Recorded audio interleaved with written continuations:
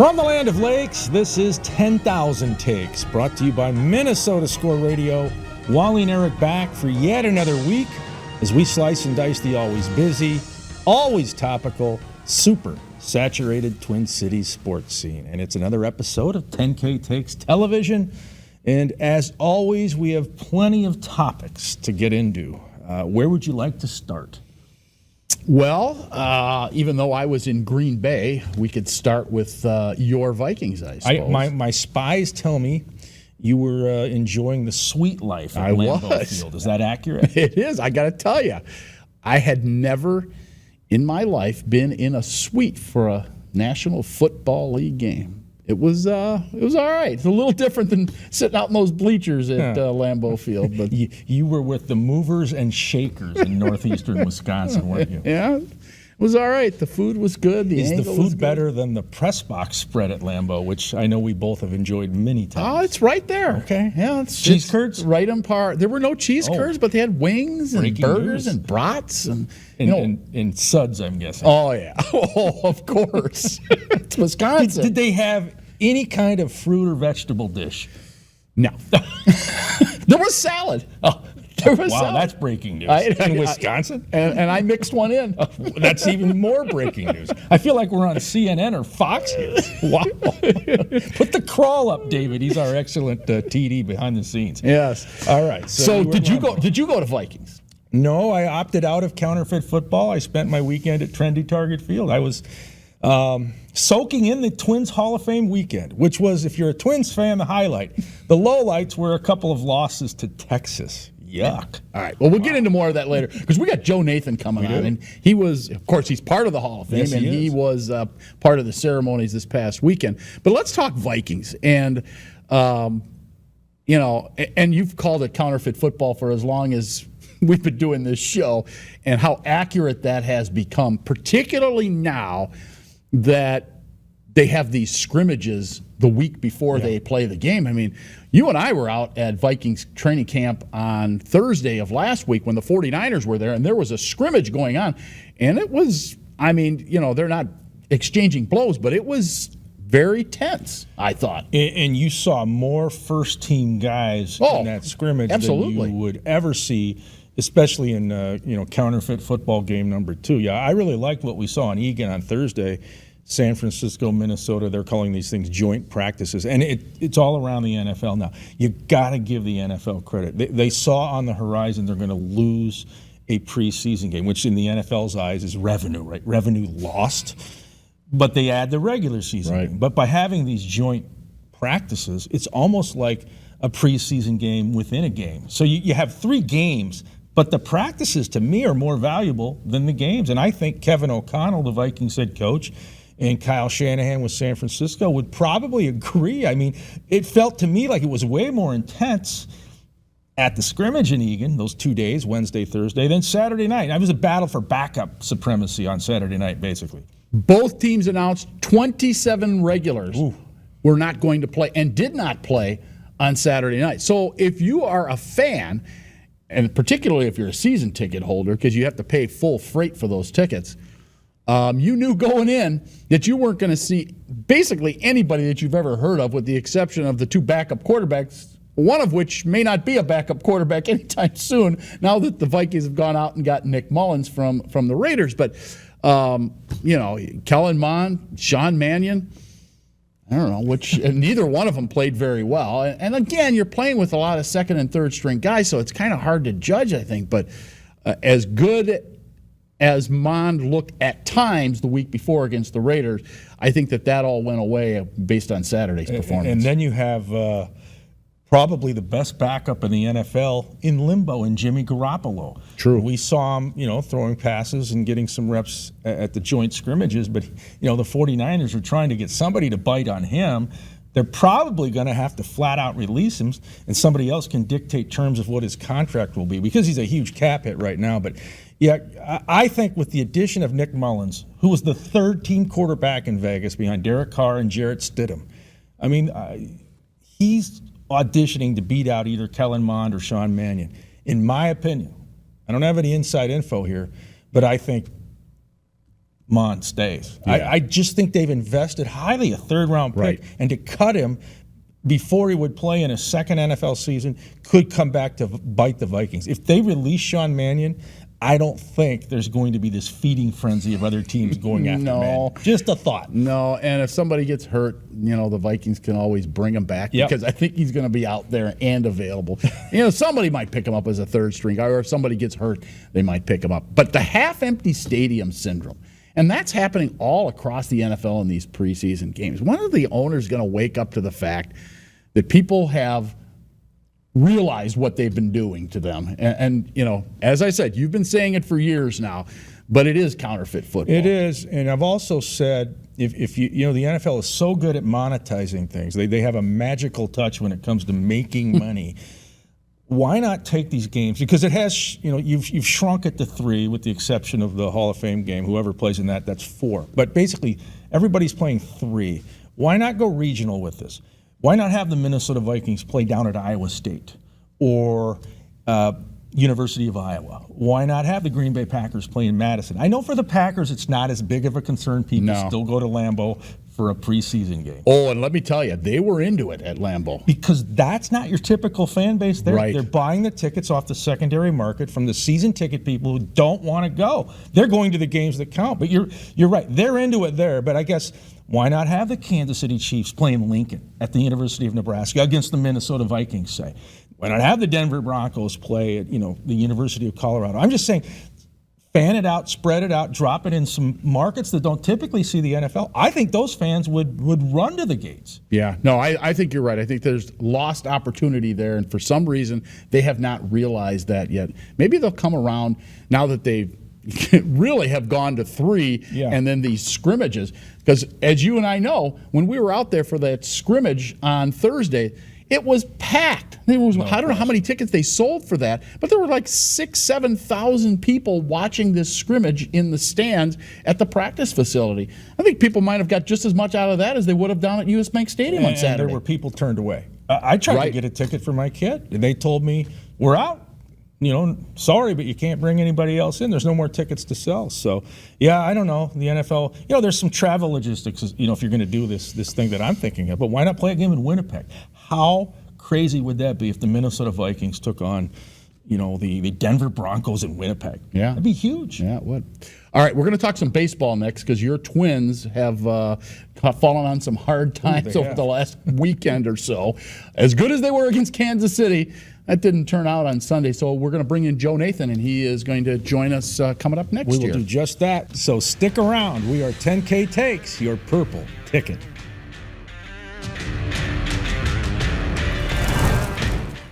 I've been meaning to give you these for many years. I think they're perfect.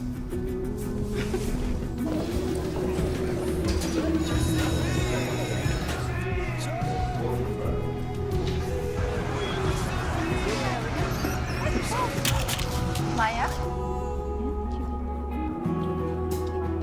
Oh, I love your earrings. Why didn't you try these? It isn't just about vision. It's about care. Nobody cares for eyes more than Pearl.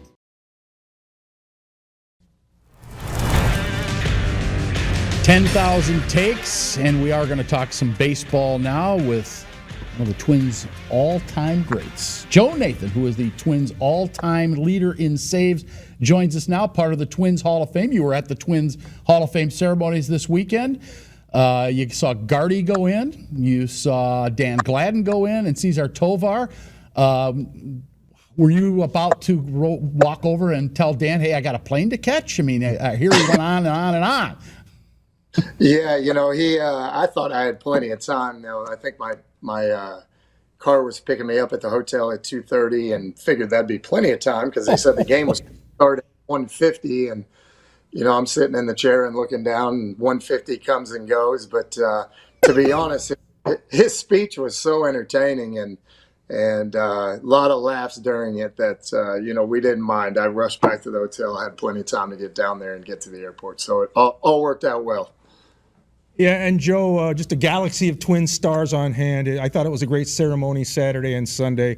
And Danny and some of the others talk about what it's like, and you know this, to get that phone call from the Twins PR and somebody says, Joe, Rod Carew wants to talk to you. Then you know you're in the hall, right?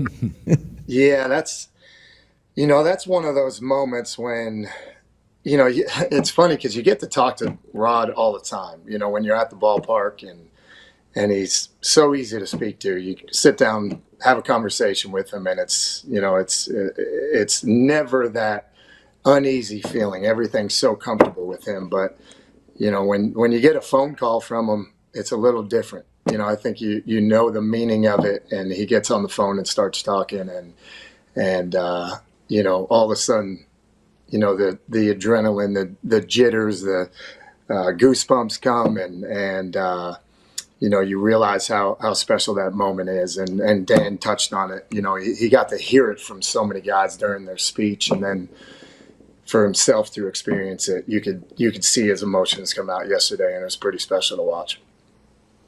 Ron Gardenhire, obviously you had the opportunity to play for Gardy for an extended period of time. What kind of manager was he for you as a closer? Well, I think it really showed how much he means to not only myself, but obviously a ton of players, because I think I knew coming to the event this weekend that it was going to be something special and a great reunion. I don't think I expected as many guys that came back as we did have, and it turned out to be even more special than I thought. But that just shows you, I think his biggest strength is the fact that he cares more about your career and making sure he's doing right by you and protecting you and putting you in situations to go out and succeed. He cares about yourself and your career more than he does his own, and that's something that you just don't see too often. And I think that's why you saw such a good showing of former players and obviously former teammates for him, coaches that worked under him, and just a great weekend. And Joe, all of those guys we know loved Gardy, but the affection was universal. The Twins put up video tributes from Jim Leyland, who went mano a mano with you guys, Detroit and Minnesota, and then Ozzie Guillen from the Chicago White Sox, the guy who invented the term piranhas. I thought that was the ultimate sign of respect for Gardy, that Leyland and Ozzie got in on the ceremony. Well, I think that's the one thing you're going to see, and as much as, and you knew Ozzie hated playing us. He definitely didn't keep it a secret. It was one of the things. I think it was a love-hate. I think he hated us for how we played the game, but he also respected it and loved the way we played the game. And I think that was kind of true with their relationship. I think, throughout the course of a season, you step between the lines, it is a hate. But then, afterwards, when all's said and done, the smoke clears, the respect and love for one another comes out, and that just showed in that video tribute. You got an opportunity to watch the Twins play some baseball this weekend. What's your number one concern as this team has now fallen a game and a half behind? And I know there's still plenty of time for them to still win the division and or make the postseason. But what's your number one concern with the club right now, do you think?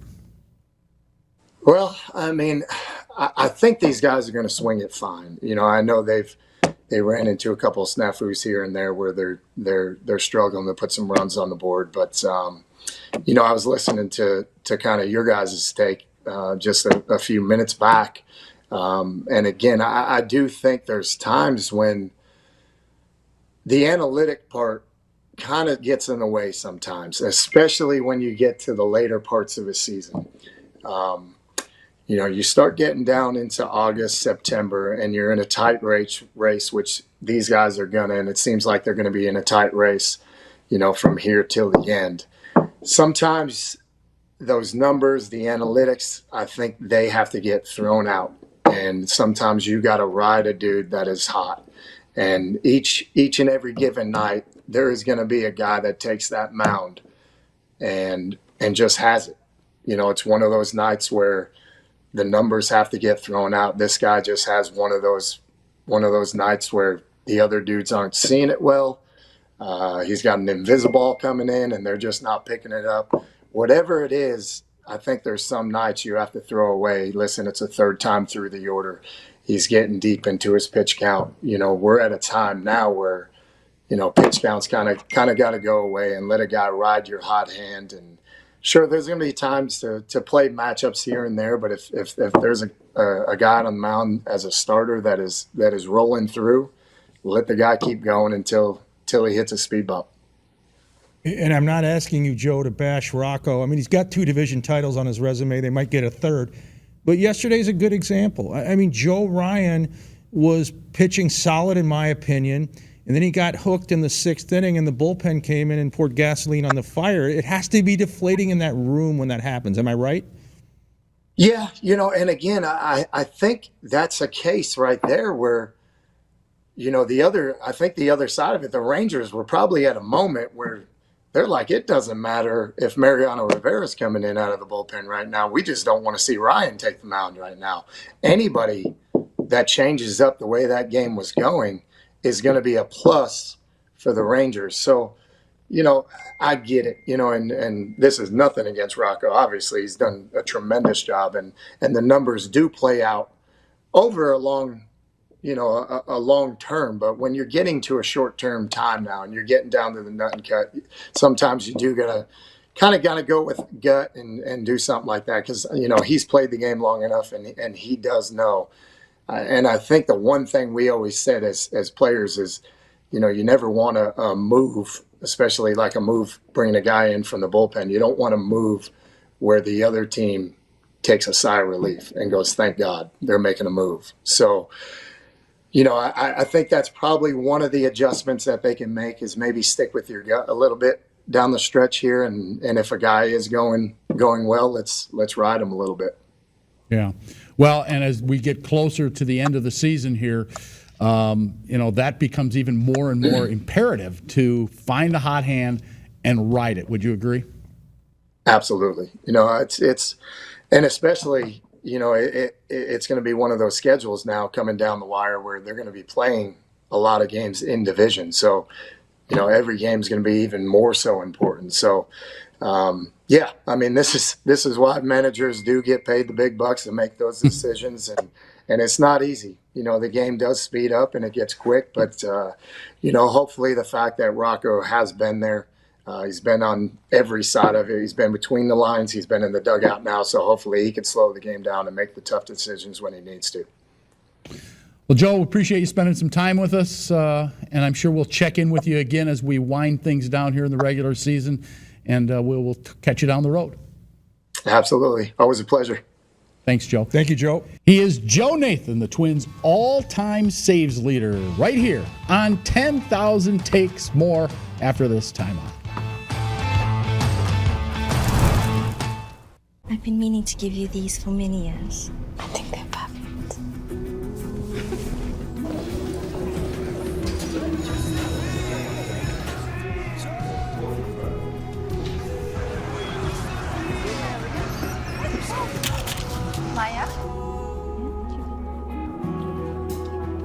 Oh, I love your earring. Why didn't you try these? It isn't just about vision, it's about care. Nobody cares for eyes more than Pearl.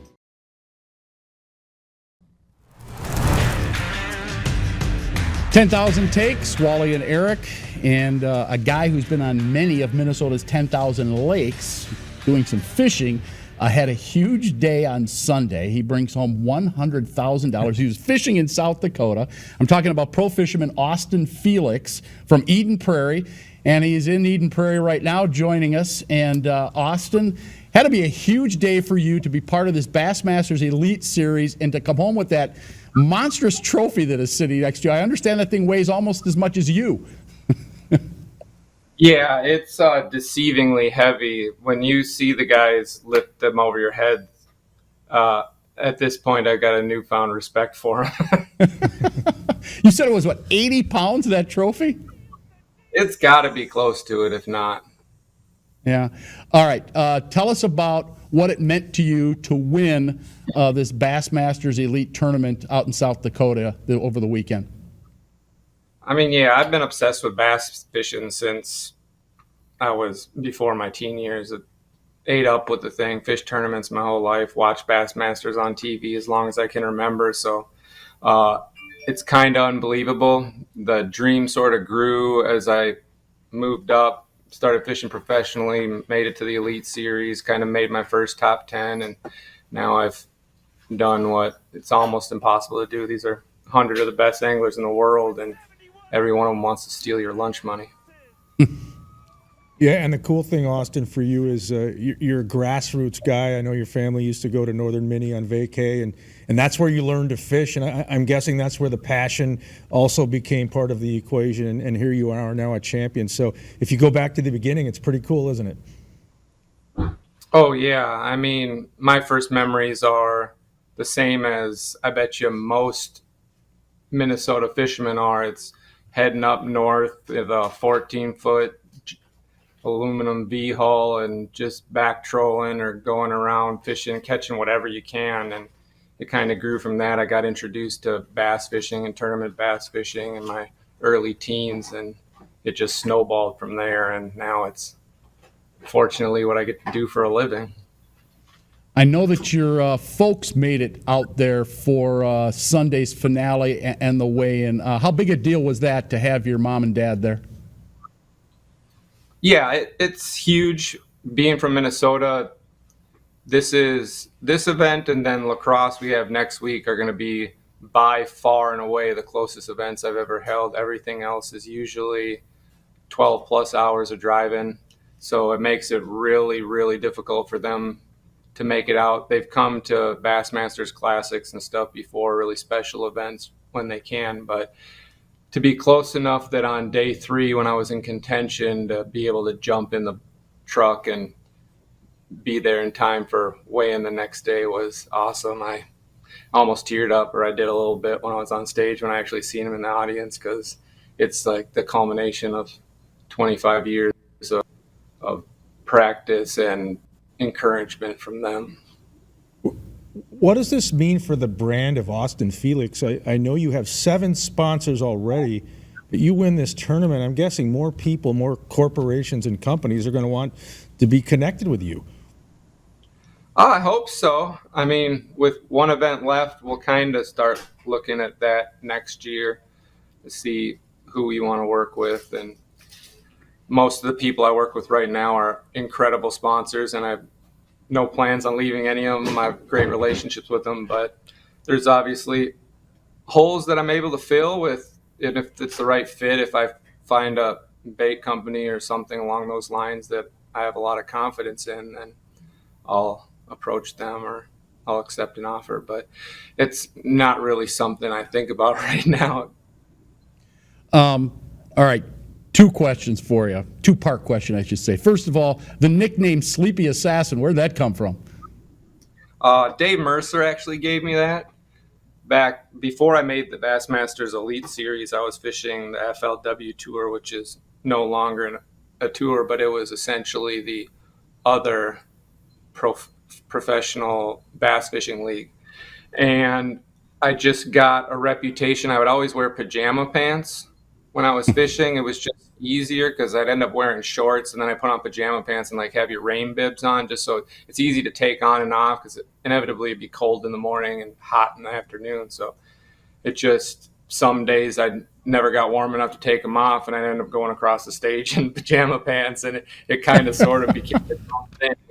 And when I got to the Elite Series, I didn't even realize that it was that sort of a deal. Like Dave Mercer, one of the biggest voices in our sport, would have recognized it. But my first top 10, he kind of coined that phrase, and it took me by surprise. But I talked to him afterwards, and he explained why it was just the fact that I have more of a calm, stoic demeanor when I'm up fishing, and the whole pajama pants thing kind of all came together, and it was perfect. And you can either lean into it or not. So I thought, hey, why not? It's good enough for Dave Mercer. He's made a lot of people pretty famous.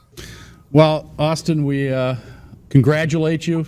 We appreciate you spending some time with us talking about your first big win on this Elite Series, and good luck in lacrosse this coming weekend and down the road in the future as well. Yeah, I appreciate it, guys. Thanks for having me on. He is Austin Felix, a winner on the Bassmaster Elite Series this past weekend. In his pajama bottoms, of all things, brings home $100,000. Back with more after this. I've been meaning to give you these for many years. I think they're perfect.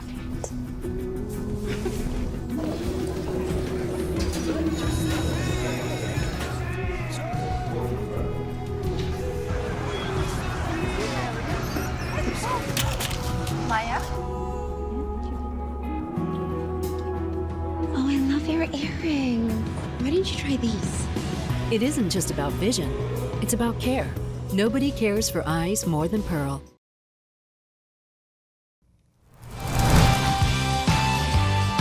$10K Takes on television. Wally and Eric with you. We're getting set to wrap up another episode, but before we go, takes of the day. Indeed. Are you an optimistic Ohioan, a demanding diva, or are you a cranky Yankee today? What is it? Well, I'd be cranky if I was a big-time Twins fan, hoping that my squad is going to make a run for the American League Central Division title. Look, Saturday night, the Twins' heart of their order, 2, 3, 4, 5. That would be Correa, Buxton, Polanco, and Max Kepler. Went a combined 1 for 17. Ouch. You've got to get some more production out of these guys. Your $35 million man, what's he got, about 39, 40 ribbies on the year? Got to get more out of that guy. That's a little over $1 million per RBI. Yeah, that's not very good. So add this up. 30 years of MLB experience and over 12,000 combined plate appearances, and 2, 3, 4, 5 goes 1 for 17. They have, as much as the pitching is a concern, and it was on Sunday, because once you took Joe Ryan out, then they brought in the arson squad, and those guys gave up a bunch of runs again, and they lose 7-0. But they got a hit. 2 runs on Friday, 3 on Saturday, and they got shut out on Sunday against the Rangers. These aren't exactly the Astros or the Yankees or the Mets or the Dodgers. These are the flipping Rangers, who are nowhere near a playoff team. And the moon meter says you are a cranky Yankee. I am. Yeah, Houston on deck later this week. What's going to happen down in Texas? Yikes. Wow. All right, well, my take of the day would be the positive takeaways from the Twins weekend. Okay. You laid it out. They lost on Saturday and Sunday to the Rangers at trendy Target Field, but they had the Hall of Fame ceremonies. Yep. Both Saturday night and Sunday afternoon. I was at both of those inductions. Gardy on Saturday night, then on Sunday, Dan Gladden and the late Cesar Tovar. And I got to give the Twins credit. The Minnesota Twins, when it comes to marketing and throwing a party and reflecting on their history, are very good at it. And they trotted out all the superstars they could find. Rod Carew, Torrey Hunter, Tony Oliva, Eddie Guardado, a lot of guys who have been on this show. Joe Nathan. Were in attendance. Joe Nathan, yes. Justin Morneau. And it was fun to see the video montage they put together for Cesar Tovar and Dan Gladden and Ron Gardenhire. And then they have a tribute toward the end, before the speakers come up, where they say, hey, let's take a look at the guys who aren't with us anymore. And they show some of the guys that have left us, such as Puckett. Kirby Puckett. That's where I'm going. Harmon. And when they put Kirby up there, loud applause. Oh, yeah. Loudest of them all. And it reminds me of the popularity of Kirby Puckett. And by the way, those powder blue blazers, the NFL gives away those yellow ones, right, when you get into the hall. The powder blue looks pretty good. Okay. Yeah. Green jacket for the Masters. Yeah. The gold ones for the Hall of Fame. Canton. Powder blue for the Stylish. Twins. Very nice. And on that note, we got to go. Let's FedEx out those thank yous. One to the great crew behind the scenes, David Weld and Alex Yambrick. Also to Rocky, Austin Felix, Joe Nathan. For Wally, I'm Eric saying so long. This is 10K Takes, your sports ticket.